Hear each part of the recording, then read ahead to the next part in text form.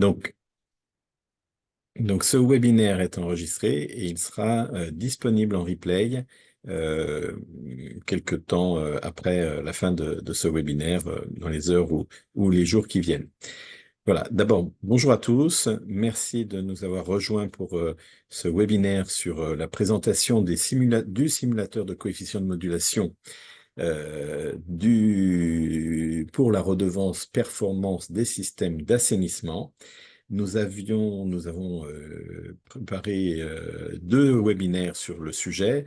Un premier webinaire qui s'est tenu tout à l'heure et qui ciblait plus particulièrement les collectivités simples, les collectivités, pardon, avec un seul système d'assainissement. Et puis on a le webinaire qui va vous être présenté maintenant et qui a une autre cible. J'en reviendrai dans un instant. Alors, je commence par me présenter, Francis Schneider, je suis le directeur des redevances pour l'agence de l'eau Rhône-Méditerranée-Corse et je suis accompagné pour cette présentation de deux collègues qui vont se présenter. Bonjour à tous, je suis Thomas Goyon, chef de projet sur la réforme des redevances. Bonjour à tous, je suis Isabelle Laurent, experte redevance assainissement à l'agence de l'eau Rhône-Méditerranée-Corse et j'ai travaillé sur le développement du simulateur. Très bien. Eh bien, écoutez, nous allons commencer. Peut-être la première diapositive. Donc, pour vous rappeler, j'ai commencé à le dire, donc, que ce webinaire est destiné alors, aux collectivités ou aux services d'eau, enfin aux entités qui ont la compétence assainissement, mais plus exactement la compétence traitement des eaux usées, épuration des eaux usées par système d'assainissement collectif. Et le webinaire que nous allons dérouler là dans quelques instants s'adresse plus particulièrement aux EPCI, aux entités qui ont théoriquement plusieurs systèmes d'assainissement qui sont dans des situations un peu plus complexes d'une commune, par exemple, qui n'aurait qu'un seul système d'assainissement, ce qui était l'objet de notre présentation en début de matinée. Voilà, une précision aussi, c'est que quand on parle de système d'assainissement, enfin, on parle des systèmes d'assainissement supérieurs à 20 équivalents habitants, qui sont en fait les systèmes qui sont pris en compte à partir de cette capacité, qui sont pris en compte pour la redevance performance assainissement. Et nous parlons des données 2024 pour la redevance, pour le coefficient de modulation 2026, qui sera le premier coefficient de modulation qui va être calculé. Donc, je vais vous présenter rapidement le contexte de la réforme. Ensuite, je passerai la parole à Thomas Goyon, qui viendra vous présenter les principes de la redevance pour performance des systèmes d'assainissement collectif. Et enfin, Isabelle Laurent viendra rentrer dans le détail du simulateur, vous donner toutes les informations sur les modalités d'utilisation de ce simulateur pour calculer votre coefficient de modulation, vos coefficients de modulation d'ailleurs, puisque si vous avez plusieurs systèmes, vous en avez plusieurs. On vous expliquera tout ça pour vous dire. Tout ça vous permettant de calculer le supplément de prix, la contre-valeur qu'il faudra faire figurer à partir de 2026 sur vos factures d'eau. Voilà. On débute peut-être avec la suite, Thomas. Donc, ce rappel ou pas rappel, si vous n'aviez pas l'information, l'objectif de la réforme des redevances, c'était d'abord d'avoir un impact incitatif, plus incitatif des redevances, et puis de faire en sorte que ces redevances soient mieux partagées. Mieux partagées, ça sous-entend le fait de venir revoir l'équilibre des contributions entre les différents usagers, les contributions liées à la fiscalité de l'eau. Et ça a été le cas. Ça a été le cas notamment avec une répartition entre les industriels et les collectivités. Mais quand on parle de collectivités, c'est les abonnés au réseau d'eau potable et au système d'assainissement dont on parle. Voilà, un rééquilibrage avec une contribution plus importante des industriels. Ça a été très marqué sur sur l'agence de l'eau Rhône-Méditerranée-Corse, donc sur les deux bassins de Rhône-Méditerranée et de Corse.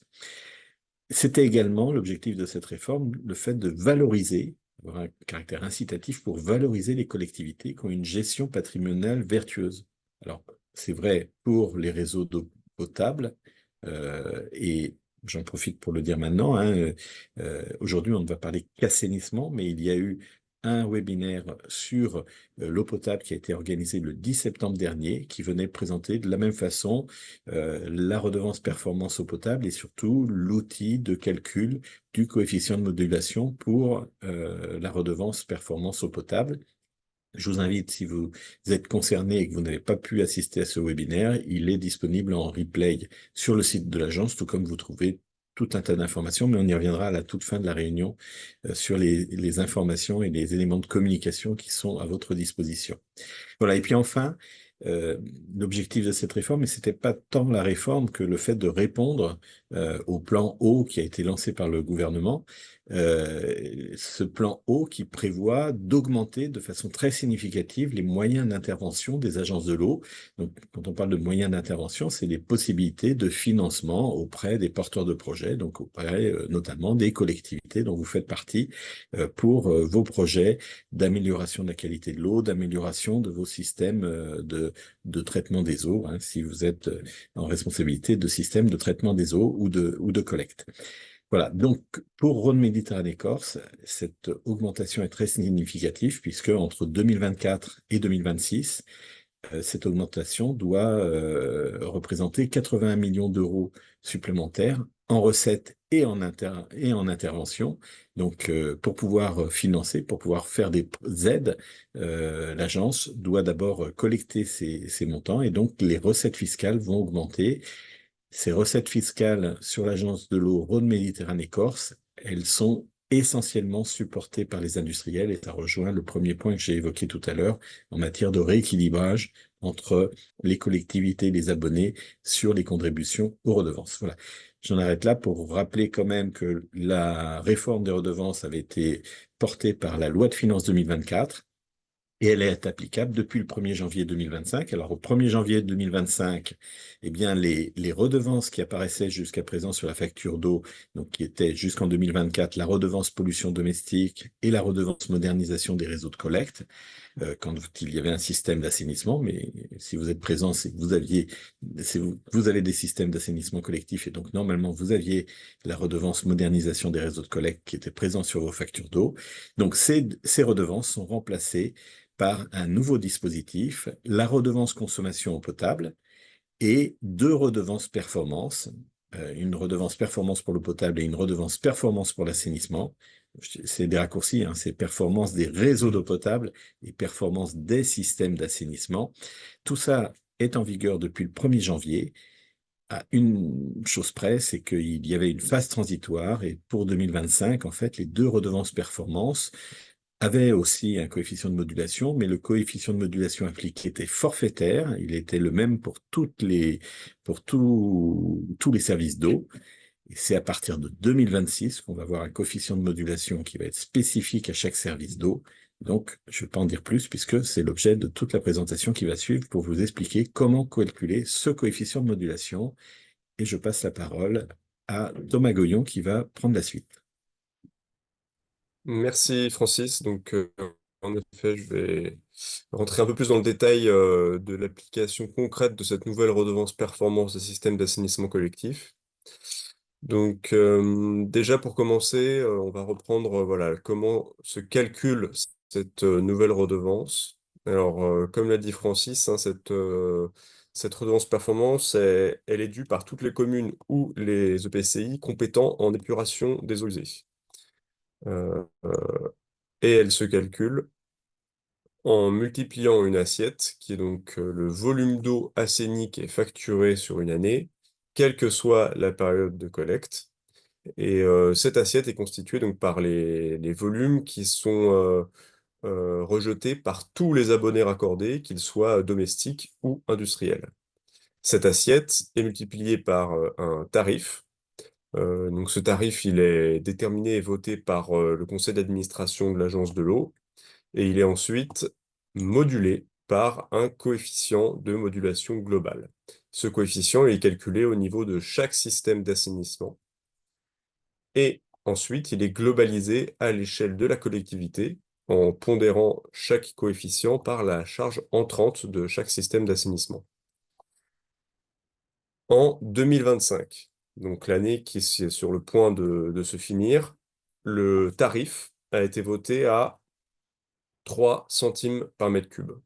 Et le coefficient de modulation global, exceptionnellement pour cette première année de mise en œuvre, était forfaitaire. Il était fixé à 0,3 pour tous les redevables, donc une redevance qui était optimisée pour tous les redevables. En 2026, et donc, pardon, le tarif du coup de cette redevance 2025 était fixé à 0,009 euros par mètre cube pour tous les redevables. En 2026, par contre, c'est là que la performance, le côté performance de cette redevance entre en jeu, car on va avoir cette fois-ci un coefficient qui va bien être modulé. Et le taux, lui, le tarif, il évolue. Il passe à 9 centimes en mètre cube par mètre cube pour 2026. Et notre coefficient de modulation global, lui, il va varier de 1 à 0,3 selon les performances du système d'assainissement. On aura donc un tarif de la redevance qui sera pour chaque collectivité individualisée en, avec un calcul du coup qui va être celui-là, donc le tarif multiplié par le coefficient de modulation globale. Pour les collectivités qui sont concernées par un cas complexe de multimaîtrise d'ouvrage, où il y a une partie de la collectivité qui déverse chez une collectivité voisine ou inversement, eh bien, nous invitons à vous référer au guide de ces cas particuliers qui vient d'être publié sur le site de l'agence et qui vous permet de comprendre en détail comment tout cela va fonctionner. Ce n'est pas ici l'objet de ce webinaire, qui va se consacrer uniquement voilà, au calcul du supplément de prix et à l'outil de simulation. Donc, pour bien comprendre comment va fonctionner ensuite le calcul, enfin le cycle de vie de la facturation de cette redevance avec la facturation du supplément de prix et ce qui s'ensuit, je vous propose voilà, de faire un point sur le calendrier de ce cycle de facturation. Et en prenant, pour commencer, la redevance de 2025. Donc, la redevance de 2025, normalement, pour pouvoir l'appliquer sur les factures de vos abonnés, vous avez, avant le 31 décembre 2024, ou en tout cas avant la première facture de 2025, vous avez délibéré pour pouvoir appliquer ce fameux tarif de 0,009 ou 0,01 euros, si on arrondit par mètre cube, sur la facture de vos abonnés. Ça, c'est quelque chose que vous, normalement, la plupart d'entre vous ont d'ores et déjà fait, pour pouvoir justement, pendant toute cette année 2025, facturer ce supplément de prix de la redevance performance sur l'ensemble de vos abonnés. Ce qui vous permettra l'année prochaine, avant le 31 mars, de déclarer sur le portail téléservice des agences de l'eau les volumes qui ont été facturés en 2025, ainsi que la liste de vos systèmes d'assainissement. Donc j'insiste sur l'importance en début d'année prochaine, de déclarer avant le 31 mars vos volumes pour pouvoir établir la déclaration de la redevance 2025, ce qui permettra ensuite à l'agence de l'instruire et de vous demander de la payer courant 2026. Pour la redevance 2026, qui nous intéresse ici et qui est la première année de redevance qui va être modulée. Donc pour prendre en compte cette modulation, il va falloir prendre en compte les données de fonctionnement de votre système d'assainissement de 2024. Donc en 2024, vous avez saisi vos données d'autosurveillance et de fonctionnement dans Verso notamment. Et courant 2025, il y a la police de l'eau, donc le service police de l'eau donc, qui correspond au DDT, direction territoriale des territoires qui a examiné donc, les conformités. Il y a également eu les données d'autosurveillance qui ont été qualifiées par l'agence de l'eau, ce qui permet aujourd'hui, depuis quelques jours, de pré-remplir le simulateur qui fait l'objet de ce webinaire. En effet, là, en ce moment, vous pouvez utiliser ce simulateur, l'outil de simulation, pour simuler le coefficient de modulation globale qui sont issus de ces données de fonctionnement de vos systèmes d'assainissement de 2024. Ce coefficient de modulation globale simulé va vous permettre de calculer le tarif qui sera appliqué en 2026 en le multipliant par le taux, le tarif de 9 centimes par mètre cube. Ce tarif qui va être calculé doit faire l'objet, avant le 31 décembre 2025, d'une délibération pour qu'il puisse être appliqué sur les factures de vos abonnés en 2026. Cela vous permettra en 2026 donc de facturer sur les factures d'assainissement de vos abonnés le supplément de prix de la redevance performance d'assainissement collectif. Ainsi, en 2027, avant le 31 mars, vous devrez déclarer sur le portail téléservice des agences de l'eau les volumes qui auront été facturés en 2026, les montants dégrevés et les données de fonctionnement de vos systèmes d'assainissement de 2024. Ça permettra à l'agence d'instruire cette déclaration et ensuite de vous demander à payer cette redevance courant 2027. Et ce procédé sera ensuite répété sur toutes les années à venir pour les prochaines redevances. Donc, courant 2025, là, les données de vos systèmes d'assainissement seront utilisées en 2026 dans le cadre de la simulation du coefficient de modulation, de la délibération, pour pouvoir appliquer sur 2027 le supplément de prix sur les factures, et de payer ensuite en 2028, et ça, etc., sur les prochaines années de redevance. Donc, j'insiste aujourd'hui sur le fait que là, en 2025, ce sont ces actions-là qui vous concernent aujourd'hui. Donc, on a bien ici, normalement, courant d'année, la facturation de la redevance 2025 qui est en cours. Et sur cette fin d'année, il est nécessaire de délibérer, donc de simuler d'abord le coefficient de modulation et de délibérer le supplément de prix pour pouvoir appliquer la facture l'année prochaine. Donc, vous retrouverez le détail de ce calendrier dans la présentation qui sera mise à votre disposition par la suite à la fin du webinaire. Je vais du coup maintenant faire un petit focus sur l'importance des délibérations pour l'application du supplément de prix sur les factures de 2026. Alors, donc j'insiste, hein, je me répète, mais c'est important de bien le comprendre. Vous allez devoir en ce moment utiliser le simulateur qui est disponible sur le portail du téléservice avec vos données de 2024 pour pouvoir calculer votre coefficient de modulation global. Vous allez le multiplier par le tarif de 9 centimes par mètre cube afin d'avoir le tarif du supplément de prix qui va devoir être appliqué en 2026. Il est obligatoire, comme le précise cet article du Code de l'environnement introduit par décret en 2024, de répercuter la redevance performance des systèmes d'assainissement collectif sur les factures de vos abonnés. Donc, pour cela, il est obligatoire d'avoir une délibération du Conseil des élus pour pouvoir appliquer ce tarif. Et ce tarif est bien appliqué à la totalité des abonnés au réseau d'assainissement collectif, qu'ils soient particuliers ou qu'ils soient industriels. Ce qu'il faut retenir plus précisément sur les modalités de facturation de cette redevance, c'est que déjà, toute facture émise en 2026 devra faire apparaître les redevances 2026 avec les tarifs 2026, même si la période de collecte a débuté en 2025. Ce n'est pas parce qu'une période de facturation est achetée de redevances appliquées. C'est bien la date de la facturation, en l'occurrence par exemple en 2026, qui va faire foi sur quelle redevance il faut appliquer. Je vous rappelle ici les tarifs qui ont été votés pour la redevance performance assainissement sur les années à venir, sachant que vous avez pour la plupart reçu déjà un courrier vous informant donc de la mise à disposition de simulateurs qui rappellent les tarifs, mais il n'y aura pas d'autres courriers officiels concernant les tarifs de ces redevances performance. Donc on voit qu'à partir de 2027, ensuite, le tarif est fixé à 17 centimes par mètre cube. Pour l'assainissement, la TVA appliquée est de 10%. Donc ça concerne uniquement les collectivités qui sont assujetties à la TVA. Hein. Celles qui ne le sont pas n'ont tout simplement pas besoin de l'appliquer. Le supplément de prix, le tarif qui sera appliqué sur la facture, peut être arrondi au centime ou au dixième de centime. Donc, c'est-à-dire à 2 chiffres après la virgule ou à 3 chiffres après la virgule, c'est au choix du redevable du service facturier.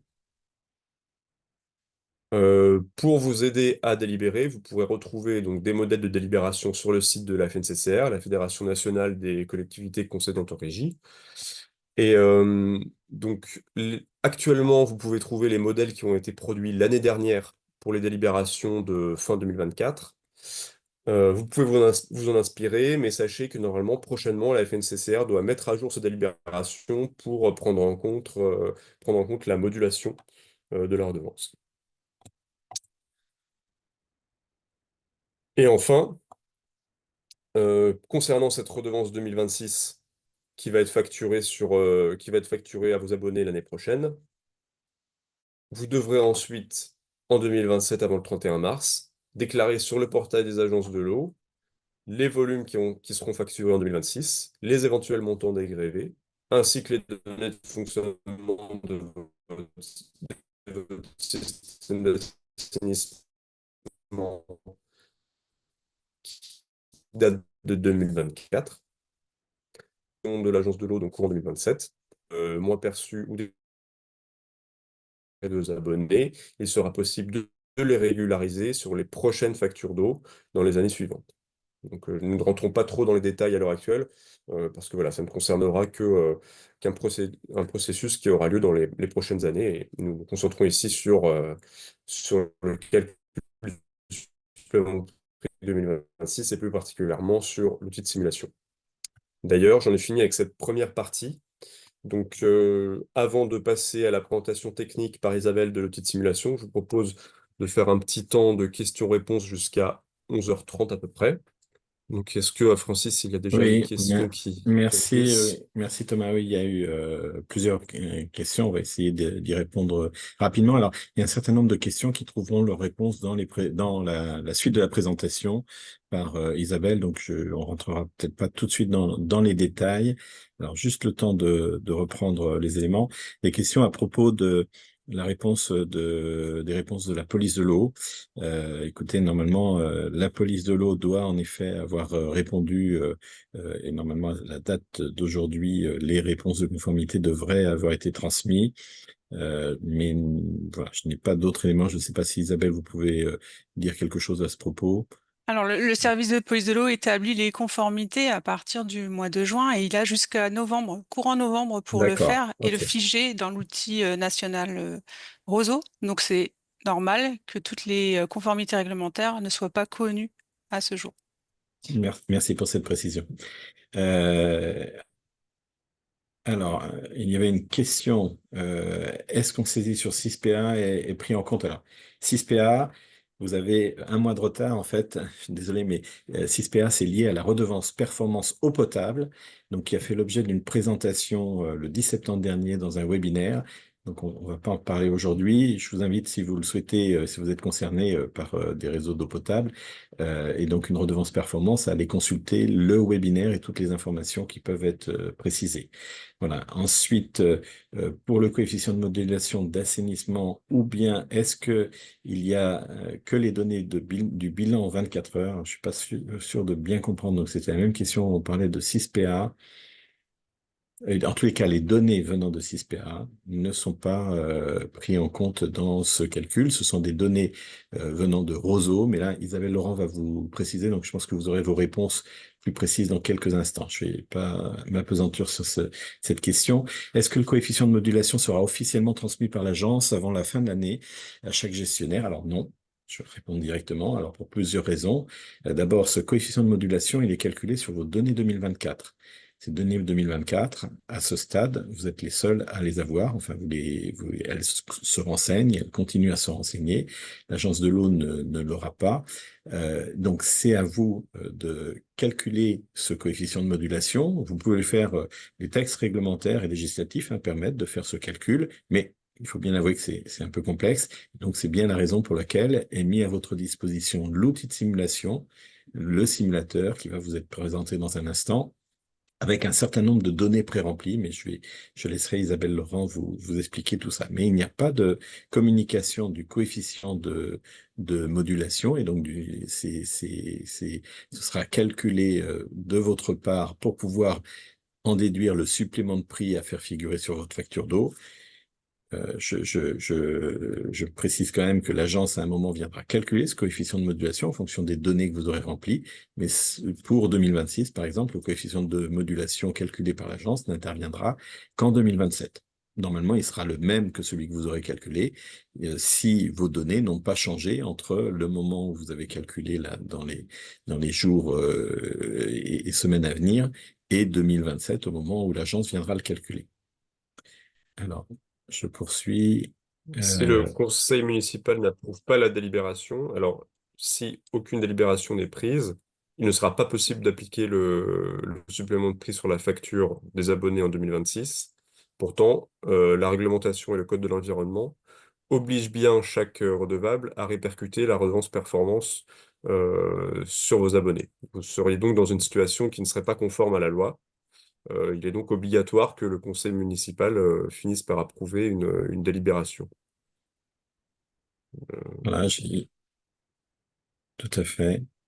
Il y a une question, une interrogation sur le fait que les données Verso sont reprises. Vous allez avoir la réponse dans quelques instants par Isabelle Laurent. Donc c'est le cas, mais je laisserai Isabelle Laurent rentrer dans le détail. Il y a une autre question sur pourquoi l'agence ne se charge pas Alors, du calcul. J'y ai répondu tout à l'heure. Voilà, étant j'essaie de... un EPCI, doit-on faire appliquer aux 5 communes raccordées notre supplément de prix ou faut-il une convention pour collecter la redevance auprès des communes? Alors, il n'y a qu'un seul tarif qu'un seul coefficient de modulation qui va être calculé, un coefficient de coefficient Peu- global peut- qui va être calculé ouais. Et par Thomas, l'agence à peut-être l'échelle pour d'un répondre, EPCI. Oui. si vous êtes compétent à l'échelle d'un EPCI, c'est vous qui avez la compétence assainissement. D'ailleurs, c'est la raison pour laquelle vous êtes là, puisque vous avez plusieurs systèmes d'assainissement pour chacune de ces communes. Mais c'est vous, en tant qu'EPCI, qui avez cette compétence. C'est vous qui donnez, qui délibérez sur le tarif de l'eau, que vous communiquez aux différents facturiers, ça peut être les communes, ça peut être des concessionnaires qui vont facturer l'eau, eh bien, de la même façon, tout comme vous communiquez le tarif de l'eau appliqué sur les factures, vous communiquerez le supplément de prix. Le terme supplément de prix est bien été choisi pour ça dans la législation. C'est un supplément de prix du tarif de l'eau, mais c'est complètement lié au tarif de l'eau et c'est de votre responsabilité, tout comme le fait de fixer le tarif de l'eau, de fixer ce supplément de prix et de le communiquer à celui qui est en charge de la facturation. Alors, il y a beaucoup de questions, mais je ne suis pas en Alors, mesure de vérifier s'il y en a des nouvelles par rapport à celles auxquelles on a déjà répondu. Alors, sur 6PA, il y a en effet des données qui sont à remplir sur l'assainissement. Cependant, pour la redevance performance assainissement et pour le calcul du coefficient de modulation, il ne faut pas aller sur 6PA. C'est uniquement il faut renseigner les données directement sur le portail de téléservice. Voilà, la redevance performance assainissement n'est pas liée à 6PA. Donc, voilà. Mais vous devez bien remplir insister comme là-dessus. 6PA pour les données que vous devez remplir sur 6PA, hein. C'est deux choses indépendantes pour la Oui. redevance performance assainissement.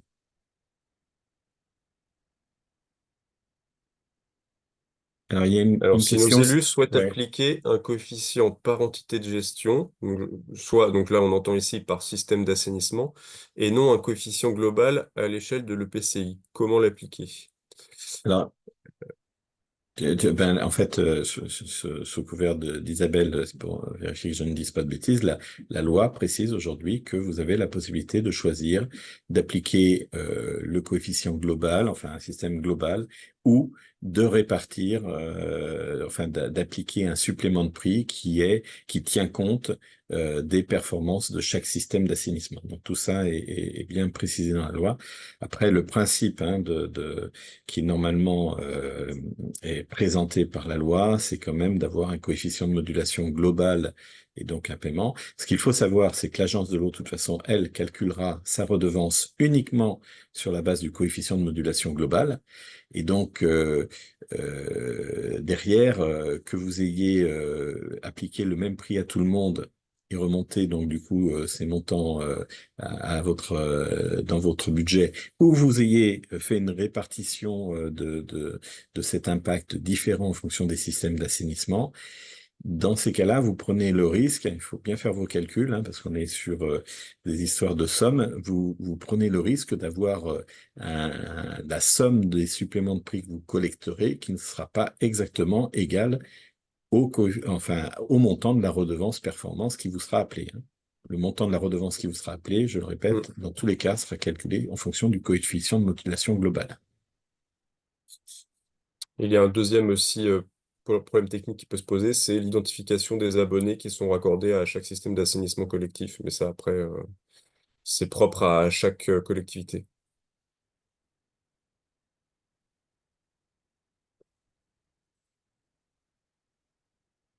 Il est 11h31. Est-ce qu'on passe à la partie outils Oui, de on va simulation? poursuivre, on reviendra éventuellement sur des questions auxquelles on n'aura pas pu répondre, mais je pense que beaucoup de réponses seront aussi dans la présentation que va nous faire Isabelle. Très bien. Donc, la présentation là, de l'outil de simulation du coefficient de modulation globale que je vais vous faire, elle est basée du coup sur des copies d'écran que vous pourrez réutiliser après sur le support et pas sur une manipulation en direct de l'outil. Juste avant, Thomas. Merci. L'objectif du simulateur, c'est bien d'estimer le coefficient de modulation globale dont la valeur varie entre 1 et 0,3, hein, ce qui vous a été rappelé tout à l'heure et qui peut donner lieu à 70% d'abattement du montant de la redevance théorique calculée. Euh, Cet outil de simulation, d'abord, il est national, hein, c'est le même qui est utilisé par toutes les agences de l'eau et il est fait pour vous, pour les collectivités. C'est-à-dire que les résultats de la simulation que vous allez faire ne seront pas vérifiés par l'agence de l'eau. Ils ne seront pas non plus communiqués à l'agence de l'eau. Tout ce que vous modifiez, rajoutez, supprimez ne revient pas à l'agence de l'eau, hein. Il faut bien, si vous avez des soucis. Ah, on a perdu Thomas. On va se reconnecter. C'est bon. Je vous ai bien, il me semble qu'on a tous nos Oh, participants. Donc, tout va bien. désolé. Ouais. On pense. Hop, Allez-y, Isabelle. je Ah, il faut repartage. remettre le. Oui,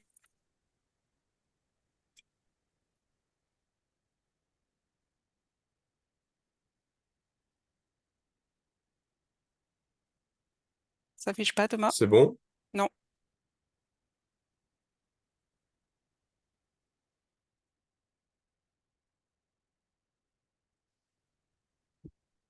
Bah, Isabelle, si tu peux peut-être prendre la main du coup, parce que Oui, là, moi, je vais faire. Tu n'y arrives pas. OK. Ah ben ça y est, c'est bon. C'est bon, c'est bon.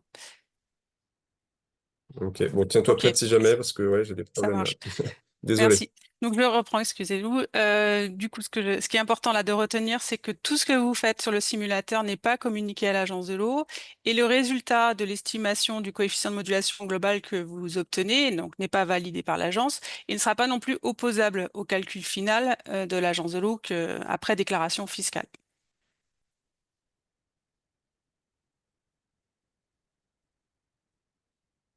Le coefficient de modulation globale, dès lors qu'on a plusieurs systèmes d'assainissement, c'est une pondération qui est faite de chacun des coefficients de modulation des systèmes, des différents systèmes d'assainissement. Cette pondération, elle est faite via l'utilisation de la charge en DCO qui peut être ou mesurée en entrée-station dès lors qu'on a un nombre de mesures suffisant en autosurveillance, donc pour les plus de 2000 équivalents habitants, ou elle est estimée selon le nombre d'habitants raccordés au système d'assainissement collectif. On peut passer. OK. Le simulateur, il vous permet d'accéder toute l'année, hein, c'est un outil qui est pérenne, à une année de simulation redevance, l'année à venir. Donc là, par exemple, vous avez l'année 2026 qui est disponible avec les performances de l'année de fonctionnement 2024 qui sont utilisées.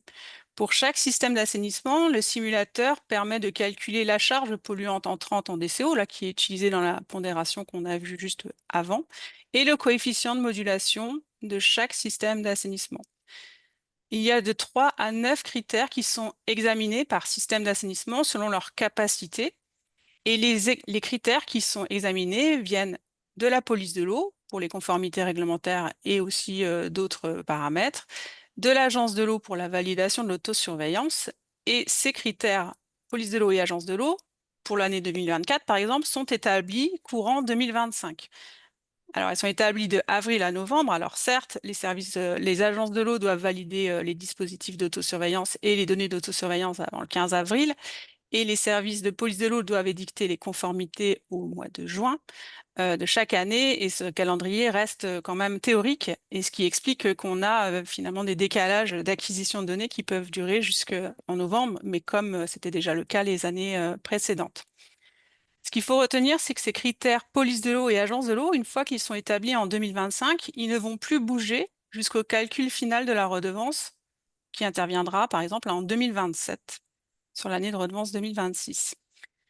Cependant, on n'a pas tous les critères qui sont utilisés par les services enfin, qui sont établis par la police de l'eau et l'agence de l'eau. Il y a des critères qui sont propres aux données qui vont être déclarées par les collectivités, cette déclaration fiscale n'intervenant qu'en 2027. C'est ça qui explique que le simulateur, il est pré-rempli, mais qu'on n'arrive pas à un pré-calcul finalement du coefficient de modulation globale parce qu'il nous manque des données qui ne nous seront connues qu'au moment de la déclaration fiscale. Alors effectivement, on a des aides pour remplir ces critères déclarés par les collectivités, mais on n'a pas la donnée fixe et figée. Du coup, pour vous connecter au simulateur assainissement, donc il faut bien aller sur le portail téléservice des redevances des agences de l'eau. J'ai remis le lien dans le chat et pas du coup ne pas aller sur 6PA. Pour vous connecter, voilà. Pour vous connecter, vous avez besoin des identifiants agences qui vous ont été communiqués par courrier par l'Agence de l'eau en octobre 2025. Ce sont les identifiants 2025 qui sont utilisés sur le téléservice des redevances qui vous ont été rappelés. Et une fois que vous avez ces identifiants, vous pouvez les saisir dans le cadre de droite et vous connecter au portail et accéder au simulateur. On vous conseille particulièrement, dès lors que vous avez ces identifiants, de créer un compte personnel, donc sur la partie gauche de l'écran, qui vous permettra d'accéder ensuite au portail téléservice sans attendre les différents courriers avec les identifiants de l'année fournis par l'agence de l'eau. C'est vraiment intéressant pour accéder en permanence au simulateur. Si vous n'avez pas reçu de courrier en octobre 2025, il y a 3 choses possibles. Ou vous n'êtes pas concerné par le redevance performance assainissement parce que vous n'êtes pas maître d'ouvrage d'une station d'épuration de plus de 20 équivalents habitants. Ou alors parce que vous avez, via le biais des sondages notamment qu'a réalisé l'Agence de l'eau, spécifié qu'il y avait un transfert de compétences qui a été fait en 2025 ou à venir en 2026. Et du coup, on a intégré la donnée pour que la nouvelle structure ait l'ensemble des systèmes d'assainissement. Ou alors c'est une erreur, auquel cas je vous invite à écrire, à adresser rapidement un mail à l'agence de l'eau via cette adresse redevance pour qu'on puisse résoudre la situation et vous donner un accès. Une fois que vous êtes connecté, vous accédez au simulateur en cliquant sur mon outil de simulation et de données redevance.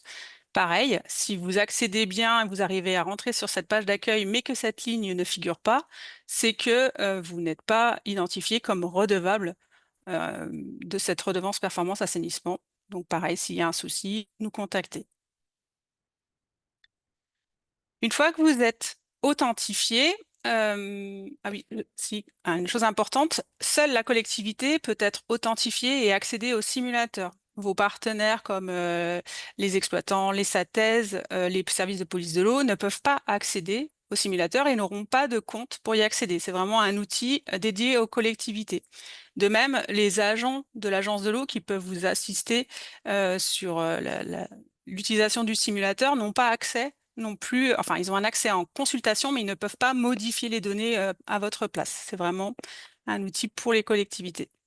Quand vous accédez du coup à la page d'accueil, vous avez un rappel sur votre compte redevable. Vous avez aussi votre agence de référence qui est l'agence de contact sur cette redevance performance assainissement, surtout dans le cas où vous avez un territoire où des stations d'épuration se situent aussi bien sur une agence de l'eau qu'une autre agence de l'eau.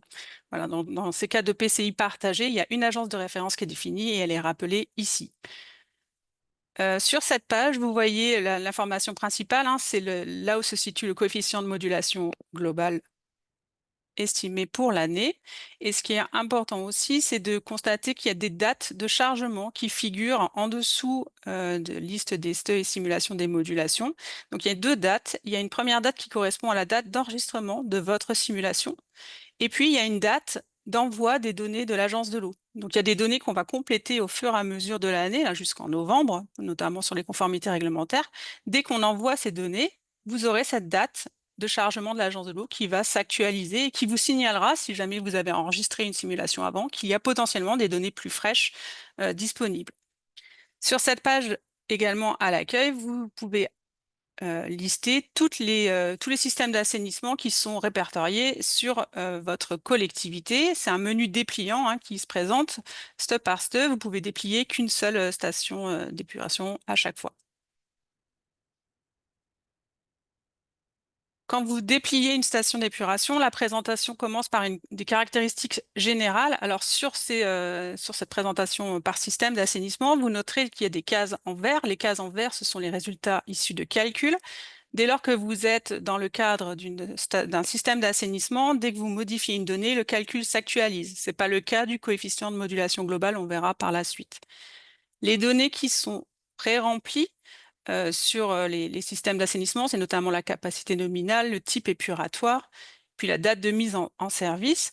Les données qui sont un peu grisées, donc gris sur fond gris, désolé, mais elles ne sont pas modifiables. Vous pouvez le matérialiser par un petit sens interdit. Donc, s'il y a une erreur sur ces données, et notamment sur le type épuratoire, et surtout sur le type épuratoire, vous devez absolument informer l'agence par mail pour qu'on puisse changer le type épuratoire parce que derrière découlent des questions qui sont spécifiques à ce type épuratoire et ça peut fausser l'estimation de votre coefficient de modulation globale. C'est vraiment la donnée la plus importante à faire modifier s'il y a erreur. Pour les autres, s'il y a des erreurs sur les dates de mise en service ou sur la capacité qui n'est pas tout à fait celle que vous avez, on peut rester avec cette donnée. Vous pouvez signaler à l'agence pour que ça soit rafraîchi, mais en tout cas, ce n'est pas bloquant pour utiliser le simulateur à la différence du type épuratoire. Vous avez donc sur cette page aussi des données qui sont modifiables. Là, on est sur une station de 200 à 2000 équivalents habitants. En fait, les données modifiables, elles sont sur fond noir. Enfin, c'est les cases grises sur fond noir. Et notamment là, par exemple, sur la population raccordée, c'est une donnée qui est à vérifier. Elle a été pré-remplie par l'agence de l'eau selon ses connaissances, mais elle est à vérifier en tout cas par vos soins. Sur la page suivante, on a la même présentation finalement pour une 200 2000, pour une plus de 2000 équivalents habitants, Thomas. On a la même présentation sur une plus de 2000 équivalents habitants. Cette fois, par contre, on voit qu'il y a la charge moyenne entrante en DCO mesurée en entrée-station qui a été pré-renseignée sur la base, effectivement, des données d'autosurveillance qui ont été déposées dans Verso, qui sont bien utilisées dans ce cas-là. Sur une station de plus de 2000 équivalents habitants, si la charge moyenne entrante n'est pas représentative, vous pouvez mettre un 0 à la place et utiliser la population raccordée. En tout cas, il y a un dispositif qui le permet. Si on s'intéresse aux écrans d'une station de plus de 2000 équivalents habitants, le premier axe, donc c'est le coefficient d'axe autosurveillance. Donc là, ce sont des données qui sont établies par l'agence de l'eau sur la base des données 2024 qui ont été transmises et les contrôles de dispositifs d'autosurveillance qui ont été transmis sur l'année. Cette validation globale de l'autosurveillance de la STE et du système de collecte, elle vous sera notifiée par courrier dans les jours à venir. On ne l'a pas fait, mais ça va être fait et c'est d'ores et déjà alimenté dans le simulateur. À chaque fois que vous vous connectez que vous dépliez un système d'assainissement, le fonctionnement est toujours le même. Sur la partie gauche, ce sont les données que vous pouvez modifier. Elles ont été pré-renseignées avec la partie qui est plus à droite, données agence 2024, qui sont les données connues par l'agence de l'eau et le service de police de l'eau sur l'année de fonctionnement 2024. Et si ces données sont absentes, comme je vous disais, il est possible que des conformités réglementaires ne soient pas encore disponibles pour l'année 2024. On vous a remis à titre d'information les données 2023 dans la dernière colonne, qui sont les dernières données validées. Si on passe du coup là, sur le coefficient suivant qui est l'axe réglementaire, donc là, ce sont des données établies par le service de police de l'eau, même fonctionnement. Vous pouvez modifier les données pré-renseignées sur la gauche pour actualiser le calcul qui est réalisé de la modulation de l'ASTE. Vous pouvez, ces données sont bien pré-renseignées par les données agence 2024 connues. si le service de police de l'eau les a validés. Si le service de police de l'eau ne les a pas encore validés, c'est matérialisé par un tiret. Vous ne voyez pas de données. Sachez que les données elles seront connues au plus tard en novembre 2025. Attention sur la conformité en équipement. Dès lors que vous saisissez ou que est pré-remplie une conformité des équipements non conformes, vous ne pouvez pas faire varier les différents critères qui sont derrière. Elle est rédhibitoire et le coefficient restera à 0.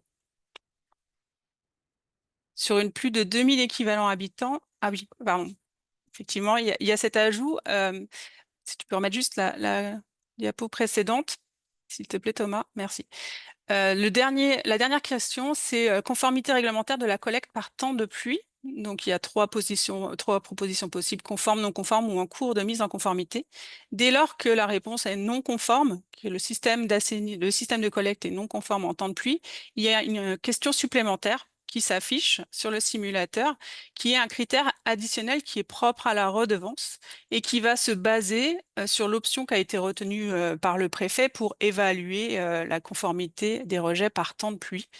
Et donc cette donnée est également pré-remplie avec des données police de l'eau. Si elle n'est pas disponible, on vous suggère de mettre inconnu pour l'estimation. Le dernier axe sur les stations de plus de 2000 équivalents habitants, c'est l'axe performance. Alors cette fois, il y a des données qui ne sont pas connues totalement par l'agence de l'eau, notamment sur la bonne destination des boues et qui seront des données à déclarer fiscalement en 2027. Donc là, pour ne pas bloquer l'utilisation du simulateur, on a pré-rempli par défaut pour tous les systèmes d'assainissement ce critère avec le coefficient maximal de 0,1, mais il est à modifier et pour cela, il faudra cliquer sur calculer. Je vous montrerai les écrans juste derrière. Sur cette partie des plus de 2000 équivalents habitants, il y a également les rendements du système de la station de traitement des eaux usées qui sont nécessaires et ces données, elles ne sont pas établies par l'agence de l'eau, elles sont établies par le service de police de l'eau. Donc, si vous n'avez pas eu les conformités réglementaires qui étaient renseignées, forcément, les rendements 2024 ne sont pas non plus connus. Tout sera connu en même temps. Sur une station, suivant. Sur une station de 200 à 2000 équivalents habitants, donc il y a effectivement des critères liés à l'autosurveillance qui sont établis par l'agence de l'eau, notamment sur la présence des équipements d'autosurveillance requis par rapport à l'arrêté ministériel du 21 juillet 2015. Donc, est-ce qu'il y a un point de mesure en entrée station, en sortie station, des déversements en tête de station sont-ils estimés? Sur le deuxième critère, la transmission informatique des données d'autosurveillance, ça résulte, c'est un critère qui est pré-renseigné, qui résulte des dépôts que vous avez pu faire des données d'autosurveillance sur Verso. Le dernier critère, qui est la transmission d'un rapport bilan qui montre le respect des préconisations de l'Agence de l'eau, est une nouveauté finalement liée à la redevance et qui sera concrètement mise en œuvre sur l'année de fonctionnement 2026, puisque on n'a pas communiqué assez tôt sur ce critère et donc il y aura une souplesse au niveau de l'Agence de l'eau RMC. Donc ces bilans, en tout cas la réalisation des bilans selon des préconisations agences et la fourniture d'un rapport PDF seront exigés et auront un impact à partir de l'année de fonctionnement 2026 de la redevance. Le coefficient suivant qui est lié à l'axe réglementaire, donc c'est pareil, il provient des données de services de police de l'eau. S'ils ne sont pas renseignés, il y a des tirets. Alors, il y a un petit bug encore aujourd'hui qui sera corrigé et qui fait que vous pouvez avoir un tiret, c'est-à-dire que la conformité en équipement n'est pas renseignée et pour autant, vous voyez une conformité performance non conforme. C'est une erreur, hein, ça devrait être un tiret aussi, donc ça va être corrigé en tout cas ce jour pour les stations concernées. Dernier coefficient qui concerne l'axe de performance et cette fois, c'est là où le type épuratoire de la station a son importance puisqu'on a des questions qui sont différentes selon le type épuratoire de la station. Et les types épuratoires qui sont liés à la redevance, ce sont les boues activées où on va évaluer la production de boue théorique et la comparer à la production de boue réelle, qui est une donnée qui n'est pas forcément connue par l'agence, donc que vous devez forcément modifier sur le simulateur. Et puis, pour les lagunages et filtres plantés de roseaux, on attend un curage des installations tous les 15 ans. Alors, ou l'installation a été mise en service il y a moins de 15 ans et il n'y a pas le coefficient est bon par défaut, ou alors on attend une fréquence de curage tous les 15 ans, sauf avis contraire du SATES ou étude bathymétrique ou tout justificatif qui permet de montrer que il n'y a pas de curage nécessaire, même si ça fait plus de 15 ans que ça n'a pas été fait. Pour les autres procédés, donc qui ne sont pas boue activée, lagunage ou filtre planté, hein. On attend juste des évacuations régulières de boue et que ces données soient bien transmises à l'agence et au service de police de l'eau. Pour évaluer le critère de bonne destination des boues qui est pré-rempli par défaut à 0,1, vous devez cliquer sur le petit bouton calculer et vous avez une fenêtre qui s'affiche et qui vous invite à remplir les quantités de boue évacuées sur l'année 2024 par type d'évacuation de destination possible, sachant que chaque destination a un coefficient qui lui est propre. Donc, vous devez compléter toutes les quantités de boue et une fois que c'est fait, calculer le coefficient et cette action permet de rafraîchir la valeur du coefficient sur votre simulation et sur la page précédente. Voilà. Pour les stations de 20 à 200 équivalents habitants où il y a très peu de questions, déjà, il n'y a pas de critère d'autosurveillance attendu, hein, donc le critère est bon par défaut. Pour le coefficient de l'axe réglementaire, les données viennent du service de police de l'eau. Et enfin, sur l'axe performance, on attend une information aussi des services de police de l'eau sur le fait qu'il y ait eu des constats de pollution établis qui n'ont pas donné lieu à des non-conformités. Pour l'instant, cette donnée, on ne l'a pas acquise, en tout cas sur l'année de fonctionnement 2024. Donc la donnée est bonne par défaut et peut y rester. Donc elle est à non par défaut et elle peut y rester sur l'année 2024. Voilà.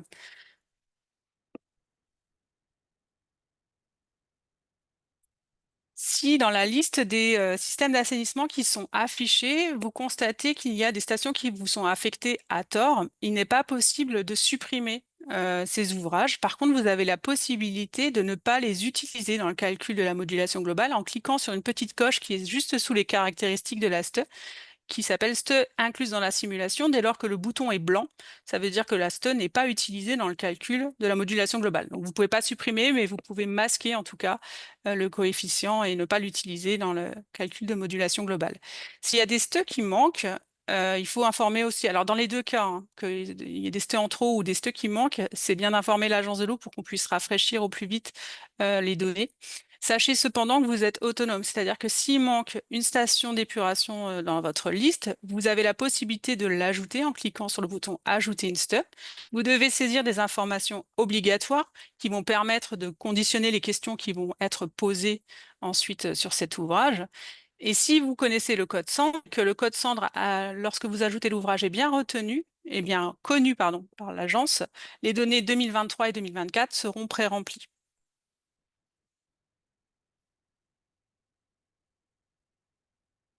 Alors, une fois qu'on a tout fait, c'est-à-dire qu'on a validé le périmètre des systèmes d'assainissement, qu'on a vérifié les données pré-renseignées, qu'on les a modifiées, puis qu'on a ajouté les données attendues sur les productions de boue, curage, etc., vous pouvez calculer le coefficient de modulation globale en cliquant sur le bouton bleu qui est tout en bas à droite. Ce que je vous disais, c'est qu'au fur et à mesure de vos actions et de vos réponses à vos questions, les données par système d'assainissement sont actualisées. Ce n'est pas le cas du coefficient de modulation globale, hein. Il faut bien rappuyer une fois le travail fini pour rafraîchir ce coefficient de modulation globale qui s'affiche en haut de l'écran. Dès lors, vous pouvez sauvegarder votre simulation en appuyant sur Enregistrer. Seule la dernière simulation enregistrée est conservée. Pour autant, vous avez des boutons qu'on va voir juste après qui vous permettent d'éditer et de conserver les informations simulées. Si jamais vous avez démarré une nouvelle saisie après un enregistrement et puis que vous souhaitez finalement revenir à ce que vous aviez simulé précédemment, il faut cliquer sur le bouton Réinitialiser.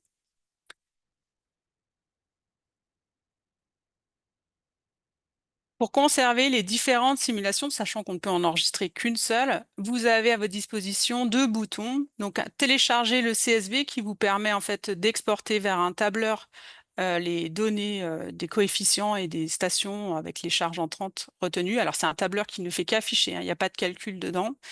Et vous avez aussi la possibilité, si vous voulez avoir le détail des hypothèses utilisées, il faut cliquer sur Obtenir le PDF. Je vous conseille fortement de faire plusieurs simulations et d'enregistrer à chaque fois ces documents qui vous permettront d'avoir les différents résultats selon les hypothèses saisies. Ensuite,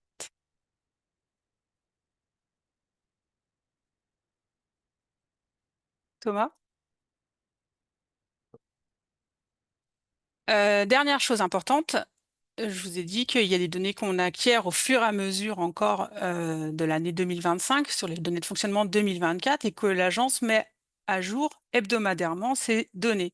Donc, si vous avez procédé à déjà un enregistrement de votre simulation et puis que l'agence de l'eau vous renvoie des données, vous allez voir apparaître ce message tout en haut de votre simulation à la prochaine connexion. Ce message, il vous informe qu'il y a des nouvelles données agences qui sont arrivées, mais par contre, on n'est pas capable de vous dire dans ce message quelle est la station concernée et quelle est la donnée concernée. Seulement, vous savez que cet apport de données complémentaires, il comporte ou des données de service de police de l'eau s'ils n'étaient pas connus jusqu'à présent sur l'année 2024, ou c'est un ajustement suite à votre remontée d'informations sur le fait que des stations manquaient ou avaient des caractéristiques à modifier. Et vous pouvez avoir du coup le choix de les accepter ou non. Si vous les acceptez, il vous faut cliquer sur un bouton qui s'appelle Réinitialiser à partir des données agences, qui se situe tout en bas de l'écran. L'action sur ce bouton, en fait, entraîne un écrasement de ce que vous aviez pu saisir. Donc, je vous mets fortement en garde là-dessus, mais ça permet aussi de rafraîchir les données que vous aviez pu, enfin, qui vous manquaient auparavant.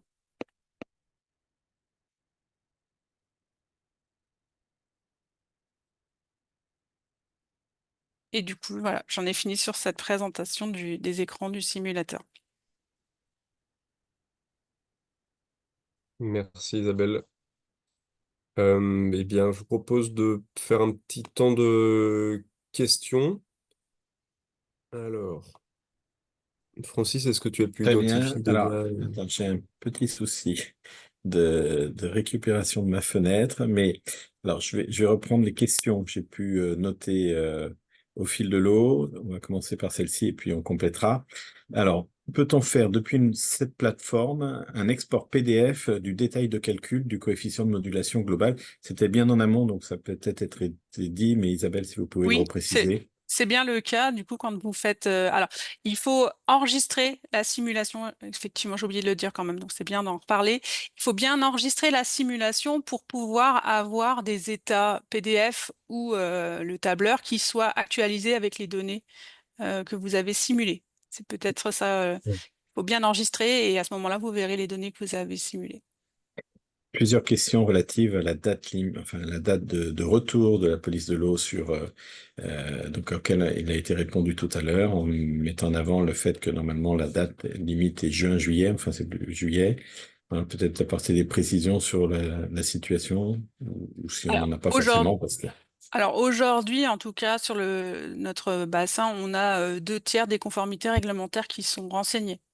Et là, effectivement, par contre, il y a une mise à jour hebdomadaire et effectivement, il y a un peu plus de volume chaque semaine. Donc, c'est l'histoire de quelques voilà. semaines, mais effectivement, il faut attendre novembre pour, enfin, la date de validation nationale et la clôture de l'exercice de conformité pour avoir l'exhaustivité des données, chose que vous ne pouvez pas forcément faire. Et le simulateur, du coup, il répond à ce besoin d'anticipation puisque vous pouvez vous-même, selon vos informations, ou remplir, enfin, modifier la simulation. Voilà, on ne pourra pas en dire beaucoup plus. Après, si en effet l'agence n'est pas la police de l'eau, et il faut éventuellement se rapprocher d'elle si vous avez vraiment une Alors, problématique de ouais, disponibilité. n'abondez pas. Oui. Non, au contraire, voilà, ne perturbez pas le travail des services de police de l'eau qui doit bien s'achever pour tout le monde.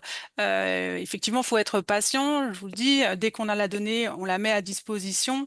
Par contre, si vous constatez des écarts entre ce qui est affiché sur le simulateur alors que les données sont connues et ce que vous aviez sur vos courriers, là, contactez l'agence de l'eau. Je vérifie d'abord qu'il n'y a pas une erreur de chargement issu de nos différents outils informatiques avant voilà, de voir le service de police d'eau, mais laissez-les finir. Alors, comment compter les habitants en résidence secondaire? Ça, c'est. Normalement, la référence est l'INSEE qui intègre les résidences secondaires, mais je vous laisse répondre, Alors, Isabelle. pour la population raccordée, on est parti sur une population permanente et pas, du coup, on n'utilise pas forcément cette population saisonnière. Donc, on utilise la population totale majorée, qui est une donnée de la DGF, population DGF. Euh, et on utilise finalement le taux de raccordement à l'assainissement collectif de la population permanente raccordée. On n'utilise pas trop le saisonnier. Mais après, j'attire votre attention sur le fait que cette population raccordée, Et la charge entrée en DCO qui est mesurée sur la STE, c'est un élément qui sert à la pondération. Enfin, son importance, elle est assez relative finalement dans le calcul de la modulation globale. Et il peut y avoir un peu d'écart, ça ne perturbera pas forcément la modulation globale qui en résulte. D'accord. Alors, une question, normalement vous y avez répondu Isabelle, mais on va peut-être le reformuler. Nous avons deux stations, une de 2500 et une de 50 équivalents habitants. Est-ce que nous aurons un seul coefficient ou deux à appliquer? Alors, vous aurez un seul coefficient de modulation globale qui intégrera les coefficients de modulation des deux ouvrages, celui de 2500 équivalents habitants, calculé sur plusieurs critères, et celui de 50 équivalents habitants qui est calculé sur trois critères. Une, une question, mais il y en avait une autre sur la nécessité d'un curage tous les 15 ans. Quels critères, comment? Peut-être apporter une précision. Alors, c'est un retour à national, hein. La fréquence, elle est la même fixée au niveau national. Après, c'est bien ce que j'ai dit, c'est qu'il y a des cas où la charge polluante, finalement, fait que le curage n'est pas forcément nécessaire au bout de 15 ans, mais il doit faire l'objet d'une justification auprès de l'agence de l'eau, en tout cas. Alors, une question ou un point soulevé par un EPCI qui est, on va dire, dans une situation complexe. Donc, d'abord, mais ça c'est assez classique pour des EPCI, avoir plusieurs collectivités, donc plusieurs stations de traitement des eaux usées.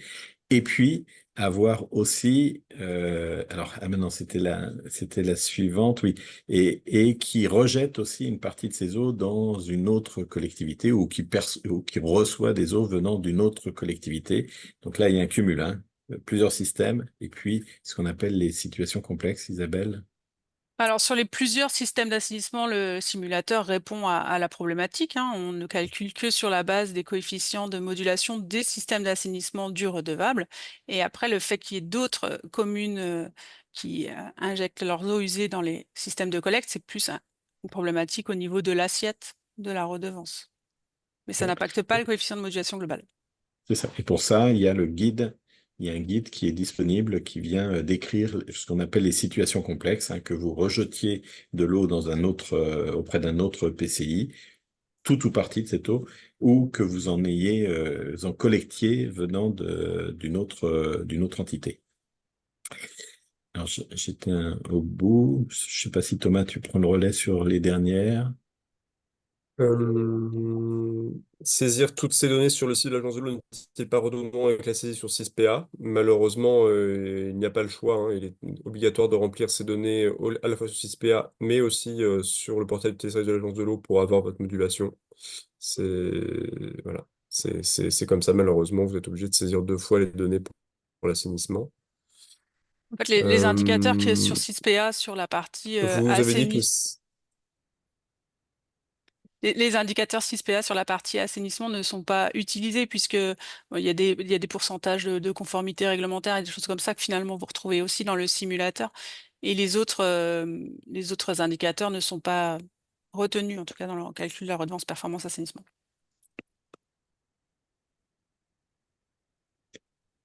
Vous avez dit que le résultat du simulateur ne sera pas transmis à l'agence de l'eau. Du coup, faudra-t-il transmettre le montant de la redevance performance assainissement?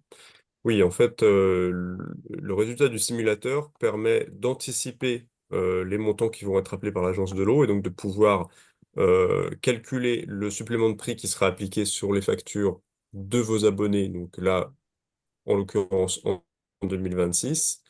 Les montants récoltés en 2026 vous permettront du mieux possible de pouvoir ensuite payer à l'agence de l'eau la redevance qui sera appelée en 2027. Après, il n'est pas dit, il est possible que le coefficient calculé officiellement par l'agence de l'eau en 2027 soit légèrement différent que celui qui sera calculé cette année avec le simulateur. Alors, j'enchaîne quand même sur cette réponse parce que ça rejoint plusieurs questions, hein. Le risque potentiel d'une différence entre le coefficient de modulation calculé maintenant par vous et qui va conditionner, enfin qui va vous permettre de fixer le supplément de prix et le coefficient de modulation qui sera calculé au final par l'agence de l'eau. Ce coefficient de modulation qui sera calculé au final par l'agence de l'eau dépendra des données que vous aurez saisies. Donc, si les données que vous avez saisies, que vous utilisez aujourd'hui pour le calcul de votre coefficient de modulation sont bonnes, et restent bonnes, enfin que vous ne les corrigez pas par la suite, ce sera exactement le même résultat. Donc on aura exactement le même coefficient de modulation. Il n'y a pas de risque. Le système de calcul du coefficient de modulation, c'est le même, celui de l'outil de simulation, que celui qui sera utilisé par l'agence de l'eau pour le calculer. Par contre, s'il y a des erreurs dans les saisies de données, s'il y a des corrections que vous ferez après, ou des erreurs flagrantes auxquelles que constatera l'agence au moment de l'instruction du dossier. À ce moment-là, les coefficients, les indicateurs pourront être modifiés pour pouvoir être conformes à la réalité. Et en effet, ça aura un impact sur le coefficient de modulation et du coup, la redevance qui sera appelée. Mais globalement, il n'y aura pas d'incidence, enfin, d'effet rétroactif sur le supplément de prix. Vous aurez appelé un supplément de prix. Ce supplément de prix, il vous permet de collecter de l'argent, mais en fait, ce supplément de prix, c'est une partie intégrante du prix de l'eau que vous avez. C'est un supplément de prix qui est à côté, mais qui l'ensemble des montants collectés au travers du supplément de prix vous est reversé. Et c'est à ce moment-là, au moment de l'appel de la redevance par l'agence de l'eau, où vous aurez à payer le montant de la redevance indépendamment des sommes collectées. Alors, je suis un tout petit peu long pour vous dire qu'il y a un dispositif qui est prévu dans les textes réglementaires qui, à terme, vous permettra de modifier votre supplément de prix à venir pour tenir compte de trop perçus ou de moins perçus sur vos redevances, sur vos factures d'eau au travers des suppléments de prix, de façon à ajuster les, les suppléments de prix futurs. Thomas Goyon l'a évoqué un peu au début en renvoyant un petit peu plus tard, parce qu'en effet, ce dispositif ne pourra être appliqué qu'au plus tôt en 2027 pour s'appliquer au nouveau supplément de prix de 2028. Donc on a encore un peu de temps pour revenir pour préciser ça, mais il y a un dispositif dans les textes qui permettrait d'ajuster s'il y avait un décalage trop important entre les montants collectés au titre des suppléments de prix et le montant de la redevance réellement payée. Voilà, je suis désolé pour avoir été un peu long, mais j'essayais de faire une réponse complète sur sur des sujets qui étaient connexes. Merci, oui, en plus ça répond à plusieurs autres questions qui ont été posées sur le sujet, donc voilà. Alors il y a une dernière question. Alors donc tout ce qui est... Alors oui, donc nous avons changé de système en 2024, de lagune vers filtre planté de roseaux. Quel résultat dans 6PA? Alors, à part si Isabelle est en mesure de répondre, on rappelle encore une fois que les données concernant la redevance performance assainissement ne sont pas liées à 6PA, donc je ne sais pas si on va être en mesure de pouvoir répondre à quelque chose qui se passe sur 6PA. Non, mais par contre, ça a un lien direct avec le simulateur et ce que j'ai pu présenter sur les 202 000. Effectivement, si le type Mhm. épuratoire a changé, alors en 2024, le jugement porte sur l'année de fonctionnement de l'ouvrage en service en 2024. Donc, si c'était une lagune, effectivement, il y aura peut-être un impact si le curage n'a pas été fait puisque la station est transférée en 2025 sur un filtre planté de roseaux. Mais par contre, en 2025, comme c'est un filtre planté de roseaux réhabilité en 2025, il n'y aura pas de jugement sur le critère évacuation de boue avant 15 ans. Oui, alors je ne le revois pas dans les questions et j'ai un doute si on y a répondu ou si c'était dans le précédent webinaire, mais je profite pour apporter quand même cette complément d'information. Alors ça a été dit par Isabelle Laurent tout à l'heure, quand il y a un décalage potentiel entre les données, les référentiels qui vous sont indiqués et la réalité. Je prends par exemple le cas de transfert de compétences qui peuvent avoir lieu d'une année sur l'autre et si finalement vous ne vous y retrouvez pas, enfin vous avez été interrogé alors que votre compétence va être transférée ou a été transférée, ou à l'inverse, vous avez récupéré une compétence et vous n'avez pas reçu les informations de la part de l'agence pour vous connecter. Rapprochez-vous de l'agence, les deux, à la fois celui qui a transféré sa compétence que celui qui l'a récupérée. Rapprochez-vous de l'agence pour qu'on puisse actualiser les référentiels et vous permettre d'accéder au simulateur comme vous en avez besoin. Et puis pour celui qui a transféré, ben, du coup, sortir de nos registres pour puisque vous n'aurez plus besoin, pas forcément besoin d'accéder à ce simulateur. Ouais, est-ce qu'il y a d'autres questions auxquelles nous n'aurions Et pas encore répondu? bah, Pour le coefficient global, il tiendra compte de l'atteinte ou pas des critères dans le cadre des systèmes dits complexes avec des rejets entre collectivités. Alors, Isabelle avait déjà partiellement répondu à cette interrogation. Normalement, le coefficient de modulation globale d'une collectivité ne sera pas impacté par les performances des collectivités qui rejettent, qui sont connectées à cette même collectivité. Sauf si on parle, et je Donc, pense que c'est le sens de la question, de la conformité en collecte. Parce qu'effectivement, la conformité collecte, elle est établie sur tout le système de collecte et il peut y avoir différentes maîtrises d'ouvrage sur ce système de collecte et certaines voilà, qui ne respectent pas les attendus réglementaires. Et là, effectivement, ça peut affecter le coefficient de tout le système d'assainissement. Très bien, merci. J'ai l'impression qu'on a ok. répondu à l'essentiel des questions. Je vais redonner la parole à Thomas pour finir sur la communication. Et justement, une des dernières questions, c'était où sera le lien webinaire? Donc, ça permet de faire une transition avec cette question Ouais. pour la dernière diapo. Mais je vous ai d'ailleurs transmis le lien directement dans le chat donc de la page du site de l'agence qui est donc spécifique à la redevance performance des systèmes d'assainissement. Vous pourrez retrouver donc la plaquette technique sur la redevance performance qui décrit les modalités de calcul. Vous y retrouverez aussi une plaquette spécifique sur le simulateur avec également une notice. Vous retrouverez aussi le fameux guide sur des cas complexes dans le cas où il y a des connexions entre les collectivités et des rejets chez une collectivité voisine. Il y a aussi la vidéo d'un tutoriel donc, qui est assez court et assez pédagogique qui vous permettra aussi de reprendre en main le simulateur. Et on mettra également sur cette page le lien de téléchargement de la présentation ainsi que le replay du webinaire. Et pour rappel, vous pouvez aussi retrouver diverses questions-réponses sur la FAQ interagence sur l'ensemble de la réforme. Voilà. Eh bien, Et écoutez, vous pouvez retrouver du coup le lien aussi pardon, du webinaire et le replay sur la redevance performance eau potable, donc sur pareil sur le site de l'agence, mais sur cette fois-ci sur la page spécifique de la redevance performance eau potable. Moi, je peux vous la renvoyer là aussi si vous le souhaitez. voilà. Eh bien, écoutez, merci Thomas. Voilà, on a légèrement dépassé notre horaire, mais globalement, les temps sont tenus. Merci à tous les participants pour votre présence, ce qui montre l'intérêt qu'a pu susciter ce webinaire et le sujet des simulateurs. Merci à mes collègues, hein, Isabelle Laurent et Thomas Goyon, pour leurs interventions et leurs présentations. Voilà. Et puis, eh bien, nous restons disponible s'il y a des questions. Vous avez une adresse mail générique hein, à laquelle vous pouvez éventuellement nous adresser des messages. Et nous espérons déjà avoir répondu à un maximum de messages. Et puis, Thomas Goyon vous a détaillé toutes les informations qui sont à votre disposition pour répondre à vos questions. Je crois qu'il l'a cité, mais je réinsiste aussi, il y a la FAQ, hein, la foire aux questions sur le site des agences de l'eau, alors qui rentre pas forcément toujours dans les détails techniques hein, vous a présenté là, mais qui est vraiment une très grosse source d'information.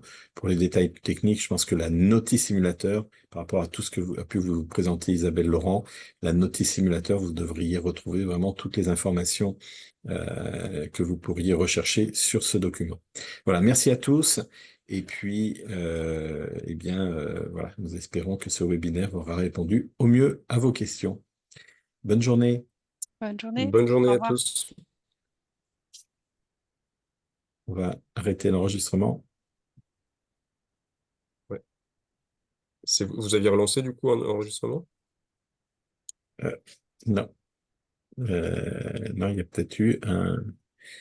Bon, Parce que écoute, on moi, je verra. vois que c'est en train d'enregistrer, mais je n'ai pas de Eh bouton ben, pour on l'arrêter. coupe, c'est il s'est pas arrêté. Enfin, on va espérer. Ouais. Hakim nous dira ça. Bon, J'ai un bouton ok. fin, c'est Eh bien, ça? Ah, ah oui, ça doit être ça, oui. Ok, ben je mets fin au webinaire alors.